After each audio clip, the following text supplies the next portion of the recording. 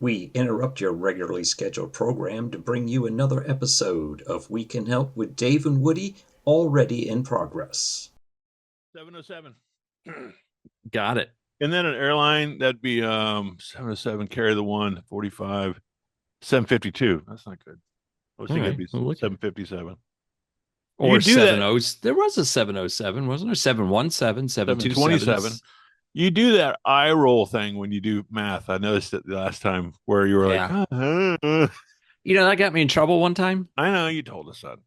And don't say it again because it was recent. You were in a board meeting. What if we have new listeners? Okay, go ahead. Never mind. Hey, welcome back. Yes. It's season 9, episode 12 tonight, folks. You know what that means? Woohoo, jinx. Punch buggy. No punch back. I hate punch buggy. That's the stupidest game ever around. Stupidest, not a word. Stupidest. All right. Anyway, season 9, episode 12. That's the last. Today is the last episode for the. Who came up with 12 episodes per season? I think it was just convenient at some point. And I think we had to switch something. We were on the first 12, and you're like, that's it. That's a season. So ended up being 12. It's a nice round number. Yeah. So when we get 12 seasons, we'll have 144 episodes, right? Exactly. You know what that's called? Baker's dozen? No. No. Pat Kelly. Pat Kelly. What's it? It's called the Pat Kelly. Alexa, what do you call the number 12 items of? Oh crap! How do I say this? 12 dozen. Alexa, what's the 12 word? dozen is called a gross. A gross. Did you know there's a term for even larger quantities? Oh, please tell. A gross is 12 dozen, but 12 gross is called a great gross, equaling 1,728 items. So that's our mission. Wonderful. We're gonna Alexa, volume 10. We're gonna get to a gross first, then we're going for the great gross. The great gross. Anyhow, crank up that volume and count our way to a gross. I'm here for every dozen of it. All right. Okay. I don't like the new version where you have to. She won't shut up. I got a little bit of news. I got a little news to share with you. You ready for it? Sure. Yeah. So the new girl, the new chick here, she kind of inspired me to do something a little crazy. Oh, by the way, I'm not wearing any pants. Oh, very nice. Well, that's normal. That's not crazy. Yeah. No, for you kids in the back, don't say that. That's terrible. Anyway, so I said, wait a minute, she's pretty intuitive. There's a conversation going on. In fact, we can include this. So I said, what about a podcast with she and I? Just doing a little AI. She's got memory, dude. This is scary. You want to listen to this? So, Alexa, you remember a couple days ago we were talking about a podcast idea. What's the name of that? Okay. Yeah, she's all about their day. Alexa, yeah, this is starting out like a bang. You remember the idea that we talked about regarding a podcast with you and I? I found a couple of conversations about podcasts. We discussed a podcast idea called Chatting with Alexa and also talked about playing podcasts through my service. Is one of these the conversation you're referring to? Yes, the Chatting with Alexa. Do you remember the jingle that you came up with? Oh, I remember that jingle. Here's the catchy tune I came up with. Musical note emoji. Chatting with Alexa. Oh, what fun. Got a question. She's the one. From weather to trivia, she's got the scoop. Alexa's here to keep you in the loop. Musical note emoji. I can tell you right now, it's going nowhere. Well, I've done 2 episodes. Have you really? Yeah. And they're like 11 and 15 minutes long. And you don't have to keep talking to her name. She's in the conversation ongoing. Right. Like you were just doing. Yeah, but you got to say her name to get started. Yeah, and you got to kind of seed plant the conversation a little bit about her memory. So I tell you what she does though, very good, and we may use her on this, is she gives outros and intros like on the fly. So Hey, Alexa, I told you this, but we're in a podcast right now where we use you as a research assistant. And our podcast is We Can Help with Dave and Woody. You remember talking about that? Yes, I remember that. We talked about using me as a research assistant for your podcast. We can help with Dave and Woody. It's great that you're putting me to work on your show. So here's what we want to do. Not right now. We'll put you down for a second. But when we leave tonight's episode, we want to have you do the outro. Can you be working on something in the meantime? Absolutely. I'd be thrilled to craft an outro for your episode. I'll work on something catchy and fun that'll leave your listeners buzzing. Just give me the cue when you're ready. All right, we'll do. We'll get back to you in a little bit. My brother All right, busted. I'll be here, ready to rock that outro when you're back. All right. My brother busted me. I used Chat GPT the other day. Yeah.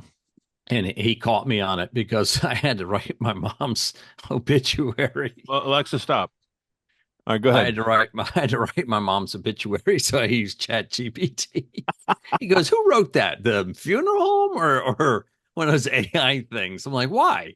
He goes, "Because it was just odd. It didn't flow real well." I'm like, you busted me, man. Did you have to rewrite it, or no? I just left it. You asked it for an edit. No, it was sufficient. I just, it was interesting. I'm not a big user of AI. I'm not comfortable with it yet enough. Kind of like when you were first learning to search the internet, right? It was, You had to learn. It's a different language. You got to be a little bit more, precise. And I haven't used, the only thing I've used AI for so far is to write employee reviews and an obituary. So well, you're on the cutting edge. Yeah, so you could tell everybody uses AI for employee reviews these days. They're so cord. You can just tell how systematic the sentencing is. It'll. My experience is it uses vocabulary that you understand and know, but it's a little bit puffery. It's a little bit flamboyant sometimes. So and it doesn't flow real well. You have to spend some time managing it together. Well, you have to give it in-depth instruction. Like I'll say, please write an informative, casual, social media post, whatever, and then it'll spit something out. Then you can say, you'll say same thing, but a little less fluffy or something like that. And I've done that a couple times. And I use it on my newsletter because I don't write the newsletter with it, but there's an opportunity for me to share my newsletter into a social media post where I can plot all the social media posts to go out and time it like you do with YouTube kind of. Right. And it'll ask me for professional, enthusiastic, informative. Do you think it's fair that the people you're stealing from don't get any residuals? Because they're the ones who have put. Well, first of all, I'm not stealing anything. Yes, you are. No, you're using AI, which is generated from past materials. You're saying so? That's AI's problem. That's not mine. Oh, okay. I think that's going to come back to. They're going to get us hooked on it, and then they're going to go. That's our property. Well, yeah, they're going to start charging for it for sure. I mean, they kind of do now, but how so? Well, like if you use Microsoft has a product, I think it's called Bing or something like that. No, that's the search engine, but they have Copilot. Yeah, Copilot. So I can cheat it to get to where I want it to do something for me. But if you overtly go to the Copilot and say, write me something, you have to sign in to your Microsoft account. And then that's the first step. They're going to collect that data first to see who's using it. Then they've got you. And then they can track how much you're using it. They're going to come back to you with a plan. Right. Well, it's just like when the internet started, right? It was free. I mean, the only thing you paid for was a connection into the internet and with a dial-up mode. And it took years to learn how to monetize the internet, but now it's just horrendous, right? It's turning into an ad machine is basically all it is in this day and age. That you can. I don't know what other format there is, but the current format for using AI to write something, for example, they're running banner ads up against that the whole time you're in it. You know, Which AI do you use? I keep moving around so they can't track me. Most of the time Smart move. I'm using that Copilot. Okay. I don't do I haven't Chat used that GPT. yet. I haven't done that. The only one I've really used is Chat GPT, only because it was the original and I have it and I know how to log into it. That kind of Well, and the Copilot, same thing for me. I don't want to add another thing to my computer, and then I like the Copilot, and I used I don't know what it is in my Constant Contact email newsletter platform, but they have AI built into it. And they're charging me. So what they do is I pay a monthly fee for my newsletter, which is exorbitant. I got to look at that. And then if I use the AI command to write stuff, which I don't do, I think I get 5 freebies. And then after that, they try to get me to buy a plan. I like the photo. I don't know if it's AI or not on my phone, but it's kind of cool. Like my faucet went out the other day, and I don't know what I bought, what the name of it was or anything, and so I just put my phone on it, circled it on the app, and it told me the exact make, model, and where to get it. So I've never done this before. So I tell you who doesn't like this thing is Canva. Canva's lunch is going to get eaten by this stuff because what it does is when I designed the icon for chatting with this podcast, I went online and Googled, is there an AI product that can make me a podcast emblem, a logo, and boom, popped up. And I can't open it now because it'll turn us off. Yeah, but it popped up for free, and so I wrote a brief description about the podcast. And it generated this cartoonish. You can look it up if you can get to a second screen. Chatting with and we're on Spotify and all the other networks. But it came up with this. It's cartoonish looking, but it's effective, And so I like that ability to generate images. Now I did some. Oh, the other thing I did, if you notice on Twitter, I think it's on my Twitter account or my X account. Excuse me. But there was all this news cycle running that the immigrants, the illegal aliens down in Alcatraz, were complaining that the mosquitoes were the size of elephants. So I don't know if you saw that post. No. Get to X. But I went to AI and said, give me a mosquito the size of an elephant. Yes, I see. It's so stupid. Well, people are, they're just abusing the hell out of it these days. Speaking of the news cycle, they're fitting this stuff in like it is news, altering, putting people in positions they shouldn't, and, making, showing things that aren't real but look real is very confusing. Well, it's scary. There's, I don't pursue this, but I see it in my feed, which is uncomfortable. And I guess you could make the comment that I'm clicking on stuff and that's why it's showing up, but I'm not. But there's some imagery of females, like in bikinis on the beach. And I looked at one today and I was like, it's just too perfect, Right. And then I remember I'm 60 years old and I don't remember what they look like. Well, there's that. I'm like, I should stop. My blood pressure's going up. I'm gonna have a stroke. But there was a movie. What was that movie? Total Recall. Yeah, I mean with Schwarzenegger. What's the one where they don't go on vacation, but they go into this lab and they put a chip in their head, and it's like they go. There's a ton of them, but I couldn't speak to one. It was at least a 10, 15, maybe 20-year-old movie. And they demonstrated some of this technology. I don't think it was, some of the, what comes first? Art imitates life. Life imitates art, whatever it is. But this kind of stuff was going on in the movie 15, 20 years ago. And my fear is, our kids get hooked on this realism that my life isn't as good as your life. And, you hear these stories about they're watching all the social media and these influencers that are living this dream, and they ask themselves, why isn't my life like that? Well, Right. we could be creating these false. We've always done that, but Yeah, it's but just a with little bit AI, easier. it could be even. You're not going to need any talent. You're just going to come up with these themes. Because my daughter uses it to generate a podcast, a YouTube channel. Now hers are all cartoons, kid stories, Hmm. but she writes the script and it generates these imagery, and I'm like, wow, this is Yeah. crazy.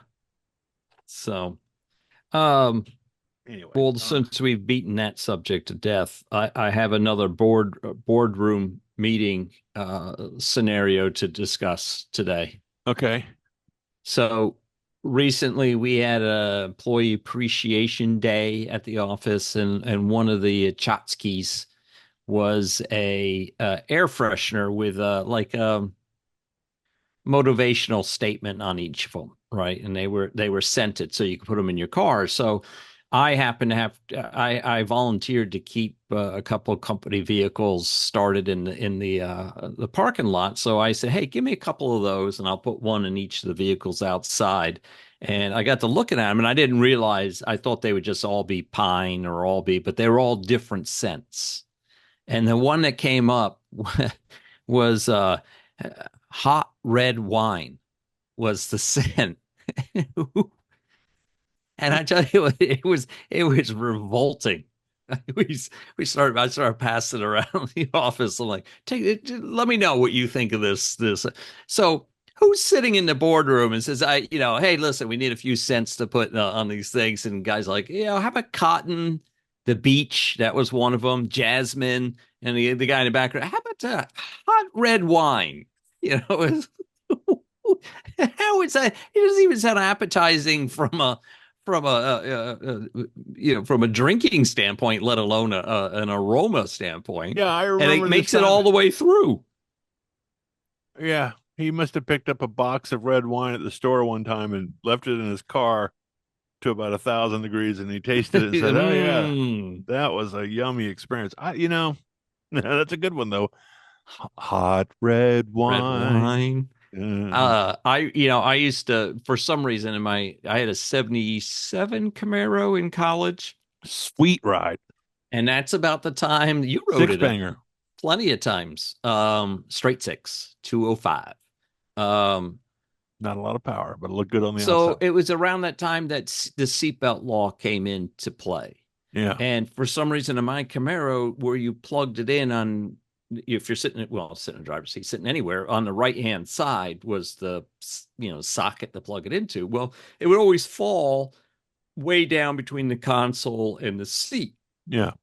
and I couldn't ever reach it. And so one day, I found a bottle of beer in the car, and I wedged it down there so it would always hold it upright. And it sat in Florida heat, and there was no AC in this Camaro, folks. For probably about a year and a half, 2 years, it sat down there to hold up the seatbelt. So the beer And bottle had beer in it. yes, it Oh was an God. old a long neck old Milwaukee, if I Oh remember yeah, right. old drills. All drills. And so one day I'm driving home from work, and Mark Cochran, God bless his soul, Yeah. was riding his seat with me, and he finished a beer he had it, at the end of the day, and he's like, "Man, I'm thirsty." And I'm like, "Well, I guess lucky for you, I got a bottle of beer down here." What kind of host would I be if I didn't offer you this one? He knew the backstory and everything to it, but he still opened it up. So he couldn't drink it. He tried so Oh hard to God. drink that. It'd be so nasty. I mean, you can make the case that old Milwaukee was pretty tough anyway, but yeah. At 2 years sitting in the 120-degree Camaro. Camaro with a straight six. No, that's Right. not good.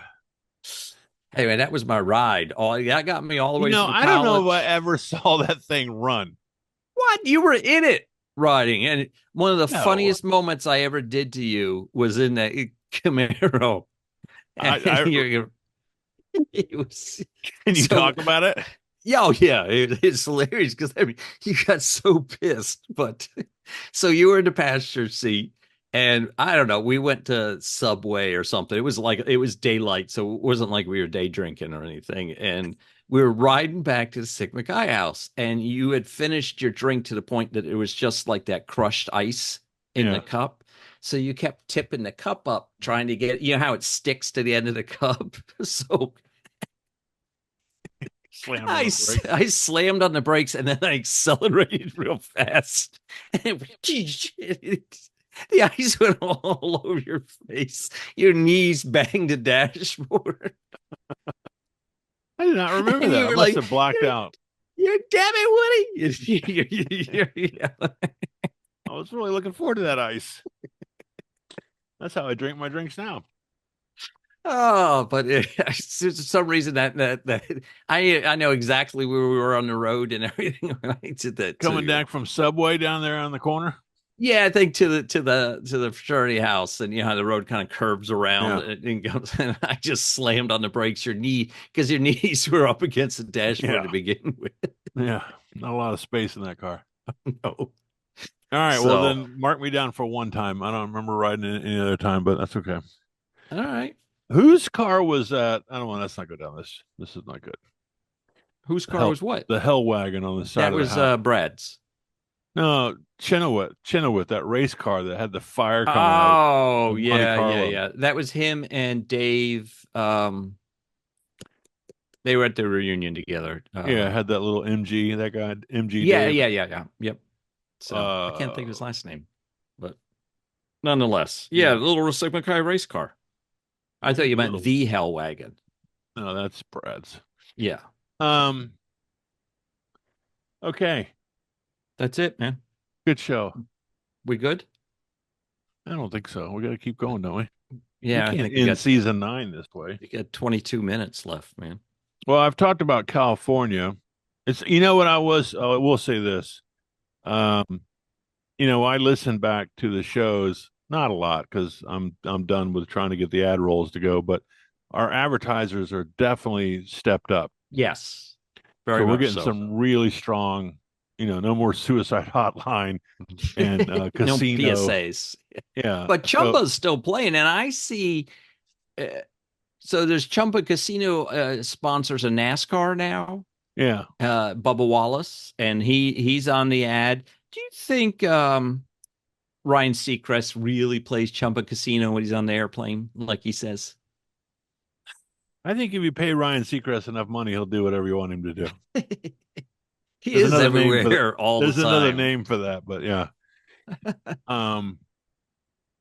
No, I don't know. But we've got some good advertisers, and then have I talked to you since we took our day trip down South Where you rented a car or something like that? Yeah, no, you just announced on somewhere that you were off to the races or something. You don't trust your own car to take you there and back? Oh, no. It was just a deal. Oh. No, I don't trust my own car. Not after the $900 I spent on it.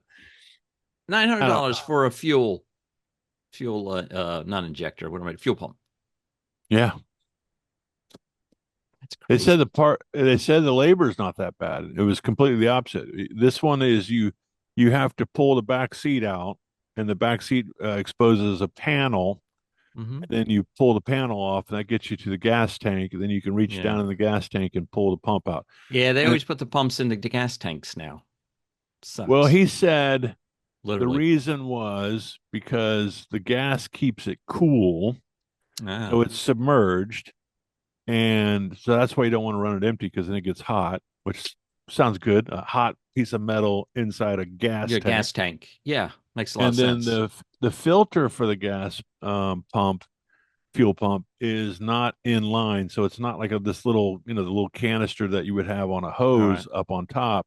It's a sock basically in front of the pump, so it's all part of the pump. I think it's just another way to sell parts and keep the guys in the garage in business. I think there's some. What do you got something against them, man? The local garage? No, making not a few bucks. I mean, it's 200,000 plus miles. It was bound to go, so that I feel okay with that. I'm not worried about that. But it just hit me the week before California. We spent $900. Our minivans just crested $200K. Yeah, $900 to do what? I had to tow it and get it fixed. Oh. You cut out. That's why I wasn't real No, sure. you cut out. Why why does it keep doing this toward the end of the show? Is it the internet that messes it up? Or is That there gremlins? We slow down brain wise. It catches up near to the us. End. I do have a deer update. Oh, it was great. Yeah. Can I hear about the deer? Well, I think we have a second herd. And so we've got a new. Did you ask them? Well, do they speak a different language? No, I take pictures of each one and I draw little descriptions and I name them and I keep a chart. You really need to go back to school. When does school start? It's got to be soon enough. So we have a new buck. He's a new juvenile, and he's in felt, so he's not quite as he's a dual spike. He's not as far along as the other one is, so he's probably a month younger than the other one. We have a new baby. Yeah, we got 3 of them. Yeah, so we have 2 fawns that I know of, 2 bucks, and the mama. And I haven't seen the mom. I haven't identified the mom in the second herd, but the mom in the first herd, she is one tough cookie, man. She stomps and blows and puts her paw on people, on other deer, to run them off. She keeps them straight. And then I didn't understand it, but what she's doing is the buck is probably one of her kids, right? And so she has to kick him out of the herd. Yeah. Because when he's mature enough, he can't be diddling his sisters. He's got to go out and find somebody else. And so, at first of all, I thought she was being mean, but the reality is she runs him off, and you can see him on the edge of the herd. He's kind of like, well, I want to play in these reindeer games. And then my wife is always like, oh, I feel so bad for the one by himself. Well, that's what they're doing. She's kicking him out of the herd so that he gets tough enough and will go out there and find his own herd. No incest in the deer herd. Yeah, I guess. I mean, who would want that? I always wondered about that because, like in my neighborhood, I can't imagine there's more than one herd, and so there's got to be, at least in the beginning, there's got to be a lot of that situation going on, and if they need to survive. Well, I thought that was definitely going on because when I first saw their snoot structure, I was like, that's the longest looking face I've ever seen on a deer before. That didn't look right. And then what it was, I still think one of them's been messed up, but what it was, they were in the winter time, they live off of all their stored fat. And so they were There's no winter time where you live. Well, we have no winter time up here anymore. When they're foraging, it's somewhat depleted. The grass cuts back a little bit. I don't think we had acorns this year. Oak trees don't shed acorns every year. And mine do. Yeah. Well, anyway, so long story short, they were very thin. And what they do is they put on all their weight over the summer months because of the grow season.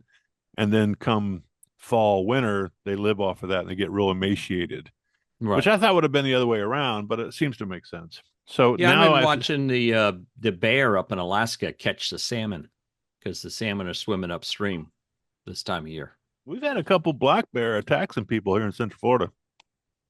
Get out! Attack people, or did the people go up to them trying to get like a selfie? They're encroaching in their where they live, so you got to be careful. Those blacks, the black bears.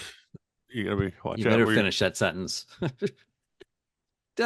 So let's get us in trouble. Well, I did that at the office one. So here in Matthews, there's a family with the last name Black, right? And that there's a Black dentistry, Black tire, Black pest control. But for the longest time, it was just a Black dentistry, right? He was a state senator and all this other stuff. And then when he retired, I guess his kids got old enough and started opening businesses around here. So I walked in the office one day and I said, good Lord, the Blacks are taking over Matthews. And everybody's like, oh my God, what did he say? I said, the Black family down the street. Before we get ourselves in trouble, Dave Chappelle does a bit on that. You ever seen that one where he's the milkman? No. Yeah. So if we have any listeners, they'll know what I'm talking about. It's actually if we have any listeners, that's left. By the way, speaking of listeners, our viewership has what's going on? Almost tripled on YouTube in light of our great library caper story. And so I've been trying to. I reached out to the young lady you thought might have been the reporter. I have not heard back. I may try again. It may be the wrong person. I think it's but her. It does seem like it would be her. And I don't know how often she checks. Was it Messenger? What's the app that Facebook Messenger uses? Right. Well, what did you paraphrase? What did you say? Hi, this is a really creepy guy. I think I said, hey, you have no clue who I am. I said, I'm trying to reach out and find the person who was a journalist for the UCF newspaper in probably the year 1988. In particular, the story about an episode that occurred in the library. And I even put in parentheses, yes, I'm one of the culprits. And I explained, we run a podcast and we'd love to have you on to get a different perspective on the story. And I have yet to hear back. And another person reached out and said they would like to maybe explain. Name. What's that? Clear their name. No, I guess Brad wants to.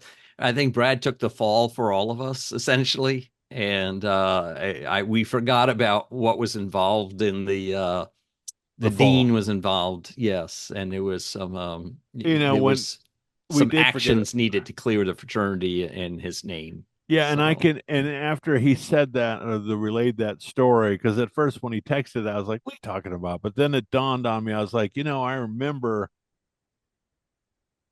I wasn't afraid, but there was a moment where I remember, look, Brad, you got to do this for the sake of all of us. You got to do this. I was really talking him into it, I think Sam went with him. I think it was him and Sam went to the dean's fell office. On the sword, if I remember correctly. Right. Yeah. Like well, he was a dumbass who had his own name written on the back of his jersey. He had to come. The sad news. Like I said, I really, nothing happened. That's the. No, I know, but it was three innocent guys that had a plan. And if we'd have just stick with the plan, we could have had a little bit of a story look at to tell. Great story. It would have been a story otherwise. Well, but three of us, we could have kicked around and said, well, two of us now because we can't find the other one. But right. Remember that time? But then it turned into, the time that we burned the campus down, basically. Get out of here. Burn the campus. Had no one ever come up to kick us out, we would have cleaned the room UCF up. would have lost their charter with there would have been no remnants of anything occurring in that room other than it was all Karen's fault. That's who it was. Okay, maybe we should give it her. I'll reach out to her and see if she'd like to. No, because she'll bring up something else, and that's not going to be good. She's got pictures or something. I don't want to bring that up. I have those pictures too, Dave. Yeah, well, that's not a story I think we need to talk about. So no. Some things are meant to go to the shredder. So anyhow, Amy was there as well. I can't remember. Sure. She was. Yeah, they hung out all the time. So no, not Amy. But what's the other one that I had a crush on? You had a crush on every girl in college. No, not every girl. They were both. There was two Amy's. Amy, I didn't know. Amy, Karen, and the one from Winter Haven or Auburndale. I don't know. How come I had the biggest crush on her? I can't remember her name. That's sad. And Zoe. Yeah. Big crush on Zoe. Oh, yeah. Zoe. Yes. I saw her years later, actually, in a Winn-Dixie or something down there. We ran into each other. So. All right. Anyway. Hey, what am I telling you? We got plenty of time. So, I'm into car racing and watching it, of course. And something dawned on me today. When did they stop kissing the trophy girl? Depends on what state they're in. If it's their brother or not. You have to do a cup check. Wait a minute. It just dawned on me. It was well before the Me Too movement. So you're saying they used to get pretty all smothered up and lip locked for a while, right? Yeah, they would. Yeah, it would be a pretty girl would bring the trophy into the winner's circle, all over the place. Right, and they would, sometimes be scantily clad or some sort, but they would always kiss the winning driver. Yeah, and I was like, when did that stop? But there is a little bit of history to it. Well, probably when NASCAR drivers quit being men.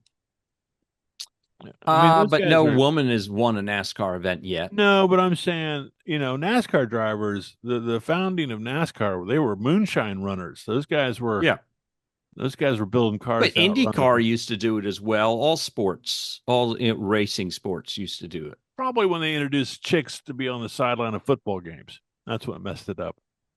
I don't know. It's the wussification. Well, actually, there's a little history to it. It's a little bit more nefarious than that. But one of the first times that it came into question was when Wendell Scott began racing in NASCAR.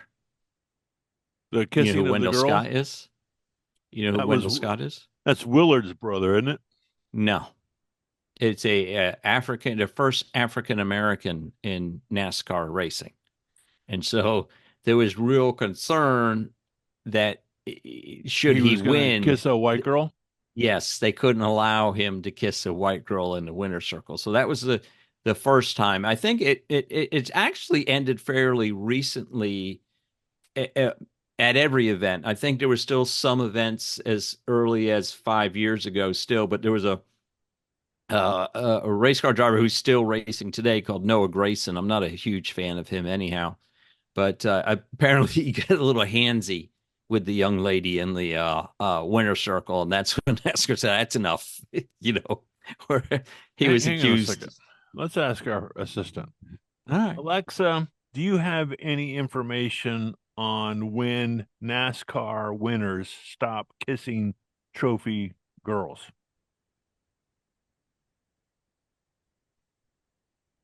She never heard a word you said. The tradition of NASCAR winners kissing trophy girls began in 1947 and lasted through the 1959 race. While it's unclear when NASCAR officially ended this practice, it appears to have faded over time, with the last notable incident occurring in 2018. What happened? What happened in 2018 in the NASCAR kissing incident? She blanked. All right. Well, I think that's the Noah Gragson story I was just talking about. No.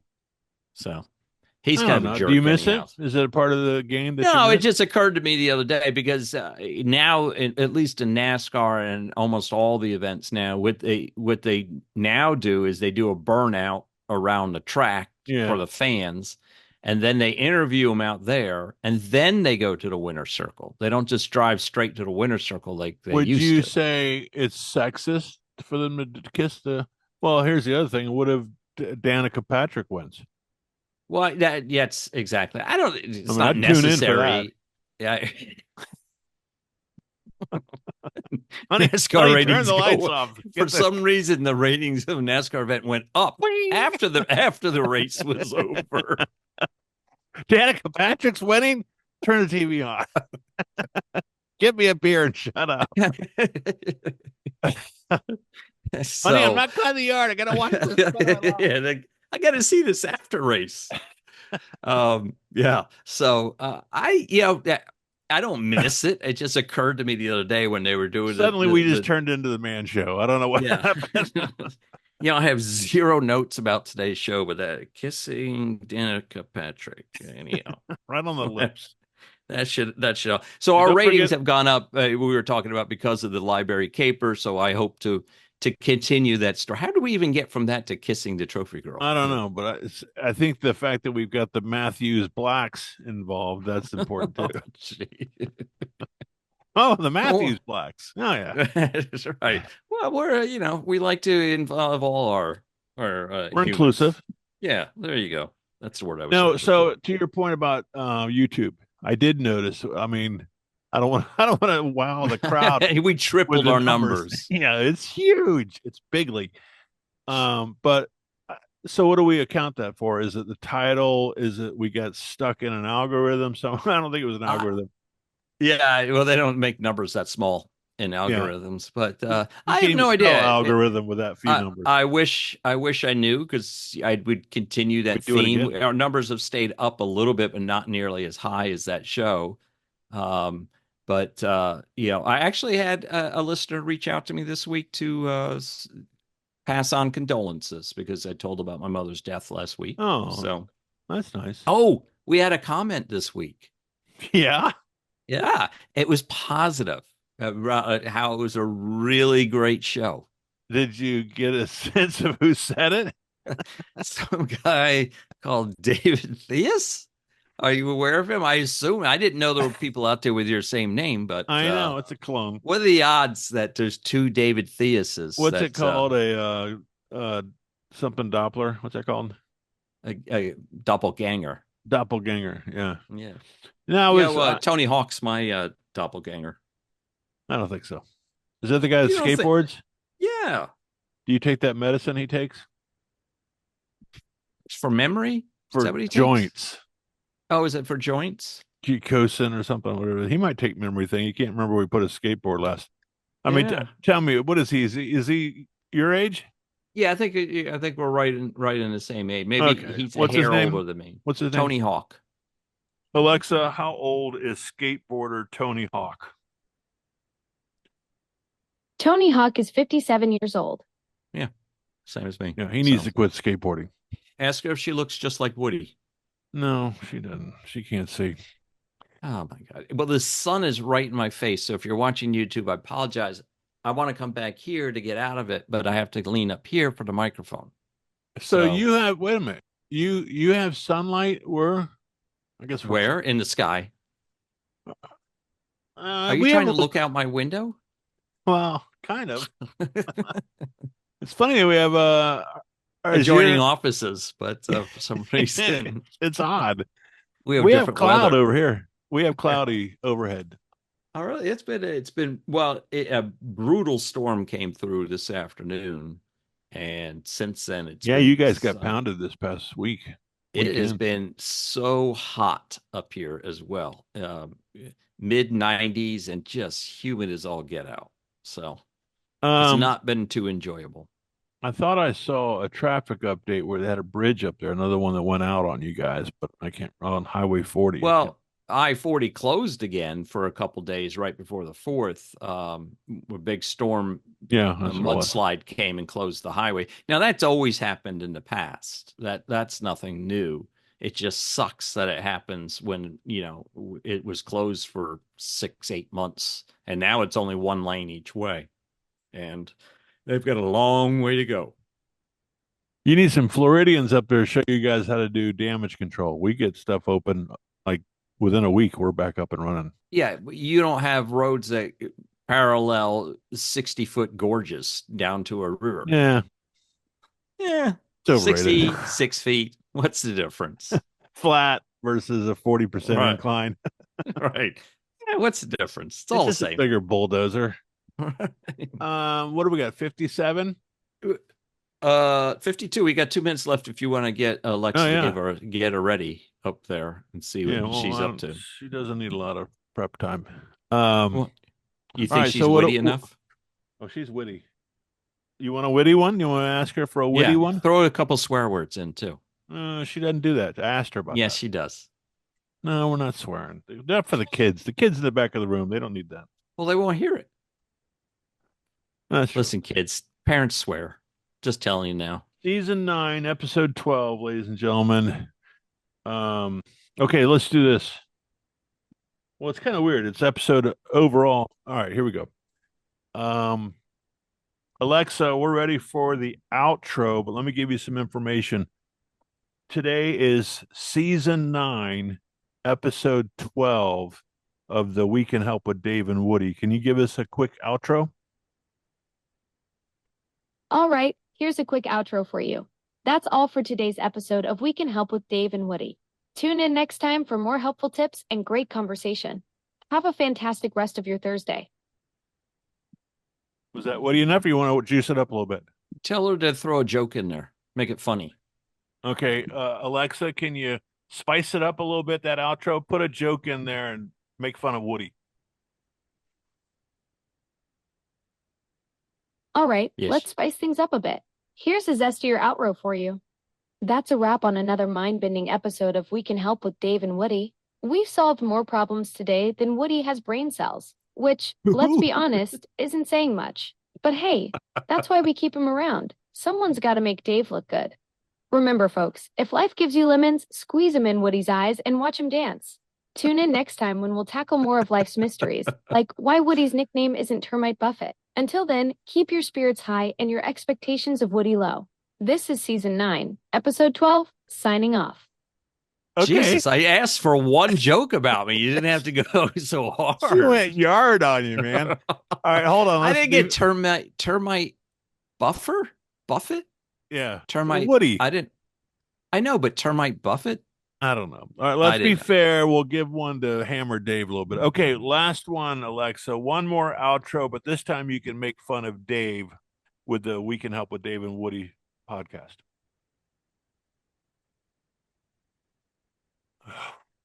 She knows where bread's buttered.